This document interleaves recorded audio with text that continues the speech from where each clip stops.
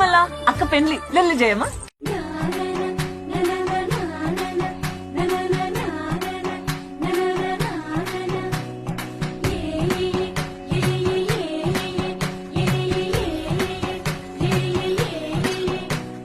మేఘాల్లో సన్నాయి రాగం మోగింది, మేళాలు తాళాలు వినరండి, సిరికి శ్రీహరికి కళ్యాణం కానుంది, శ్రీరస్తు శుభమస్తు అనరండి.